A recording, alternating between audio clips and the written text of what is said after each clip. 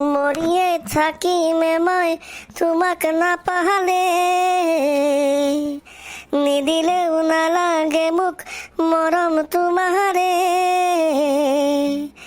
ধনী ধনী বিচাৰিবা ধনীহে ল'ৰা, ধনীয়ে নিদিয়ে সুখ জানানে দেহা। তই যে আজি ইমান মদ খাইছ, কথাটো কি অ? তেজেদি বুজিছ, ডাঙৰ তেজেদি। তেজেদি এইটো আকৌ কি বস্তু? তেজেদি মানে হৈছে আপোন কোনোবাই যেতিয়া জেদত কাৰোবাক ত্যাগ কৰি যায় তেতিয়াই তেজেদি হয়। সেইটো হ'লে মানে কি মালটো খাবই লাগিব নেকি? আচলতে এইটো এটা বৰ ডাঙৰ বেমাৰ অ, বুজিছ, বহুত ডাঙৰ বেমাৰ। এই ধৰি লওক জ্বৰ কাহ হ'লে দৰৱ খালে যেনেকৈ আমাৰ বেমাৰ ভাল হৈ আহে, এইটো বেমাৰ আকৌ পটককৈ ভাল নহয়। সেইবাবে মালটো খাব লাগে। সেইবুলি এইটো বেছিকৈ খালেও আকৌ চেল খাই পৰিবি। আই ঐ মা কি এই বাৰু ৰচোন কচোন বাৰু, এই তোকনো কোনে ত্যাগ কৰিলে? এজনী আজি কেইবা বছৰৰ পৰা ভাল পাই আছিলোঁ নহয়, তাই যদি এৰি যায় মনটো কেনেকুৱা লাগিব তই কচোন।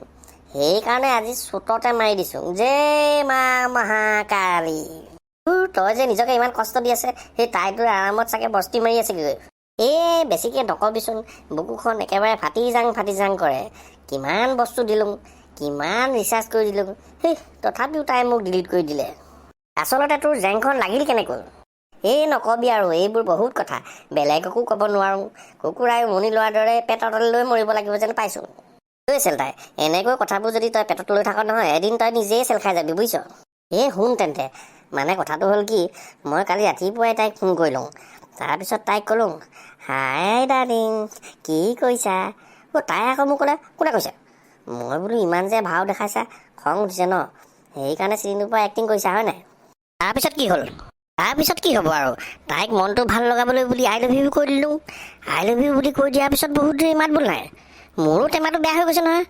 তাৰপিছত তাইক কৈছোঁ, ইমান জেদ ধৰি নাথাকিবা আকৌ, এদিন ফোন নকৰিলোঁ বুলি ইমান জেদ ধৰিব লাগেনে? মই বোলো এবাৰ ভাল পাওঁ বুলি কোৱা, তেতিয়াহে গম পাম যে তুমি ভাল পাম বুলি ক'লেহে মই গম পাম যে তুমি জেদ ধৰি থকা নাই। কেলা ছোৱালীবোৰ এই বস্তুটোৱে ভাল নালাগে, ইমান লেভেল নহয়। তাৰপিছত কি হ'ল কচোন?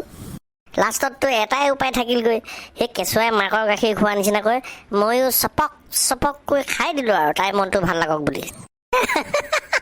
মানে তয়ো সেই কেঁচুৱাই খোৱাটোকে খালি নেকি?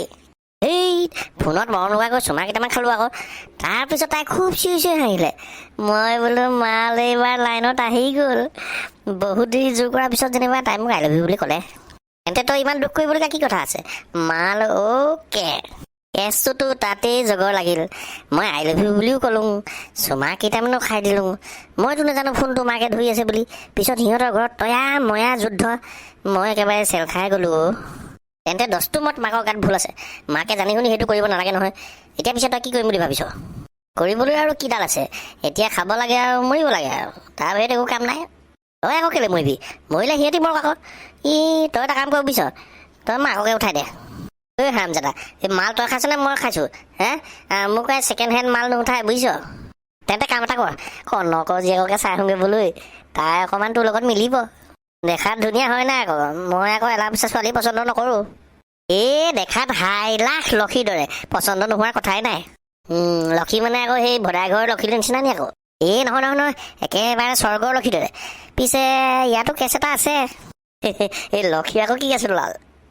মানে তাইৰ লগত, মানে লক্ষীৰ লগত ফেঁচা পোৱালি এটা আছে। ফেঁচা পোৱালি? মানে আগৰটোৰ ফালৰ পৰা ল'ৰা এটা আছে। ফেঁচা পোৱালি? তই লোকে দেখা বস্তুহে মোক দেখাবলৈ পালি নে? জগতত আৰু বস্তু বিচাৰি নাপালি তই? নহয় চেল্টাৰ, আজিকালি দেখোন চবতে থাকে, বাই ওৱান গেট ওৱান।